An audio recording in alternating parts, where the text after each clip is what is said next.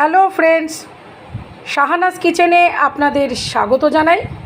আজ আমি আপনাদের কালো জিরে আর আস্ত গোলমরিচ বাটা দিয়ে রুই মাছের ঝোল এই রেসিপিটা করে দেখাবো।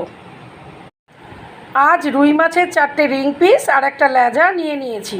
মাছগুলোতে নুন, হলুদ আর লঙ্কার গুঁড়ো মাখিয়ে 15 থেকে 20 মিনিট রেখে দিলাম। 4 টেবিল স্পুন সর্ষের তেল গরম করে একে একে মাছগুলো ভেজে নিচ্ছি। 5 পিস মাছের জন্য 5টা আস্ত পটলের 2 মুখ চিড়ে রেখেছি। এটা ঝোলে পটলগুলো 50% ভেজে নেবার পর তুলে নিচ্ছি। এবার হাফ টিস্পুন কালো জিরে আর একটা চিড়ে রাখা কাঁচা লঙ্কা ফোড়নের জন্য দিয়ে দিলাম। মিডিয়াম সাইজের 3টে কেটে রাখা আলু এবার গরম তেলে দিয়ে দিচ্ছি। 50% আলু ভেজে নেবার পর 3টে ছোট সাইজের কেটে রাখা টমেটো দিয়ে দিলাম।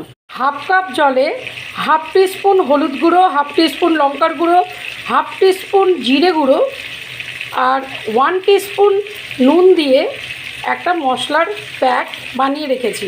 এবার এটা 5 পিস মাছের জন্য 5টা ছোট সাইজের আস্ত টমেটো আর 4টে চিড়ে রাখা কাঁচা লঙ্কা এবার এর মধ্যে দিয়ে দিলাম। বন্ধুরা, মশলা কষতে কষতে পুরো এর থেকে তেল বেরিয়ে গেছে। এবার 2 বাটি জল এতে ঢেলে দিচ্ছি। ঝোল এইভাবে ফুটতে শুরু করলে মিনিট 10 জন্য মিডিয়াম ফ্লেমে ঢাকা চাপা দিয়ে দিলাম। এবার পটল ভাজাগুলো দিয়ে দিলাম। 2 টেবিল স্পুন কালো জিরে যে পেস্টটা বানিয়ে রেখেছিলাম সেটা দিয়ে দিই। আলু পটল সব সেদ্ধ হয়ে গেছে। আস্ত গোলমরিচের যে পেস্টটা বানিয়ে রেখেছি সেটা দিয়ে দিলাম। এবার একে একে ঝোলে মাছ ভাজাগুলো দিয়ে দিচ্ছি।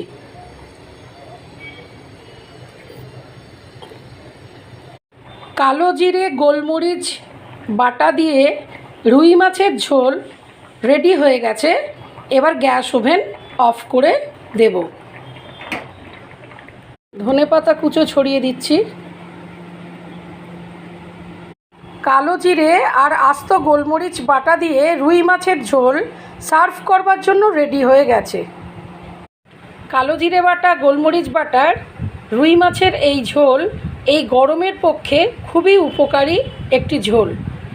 এতে শরীর এবং পেট দুটোই ঠান্ডা করে।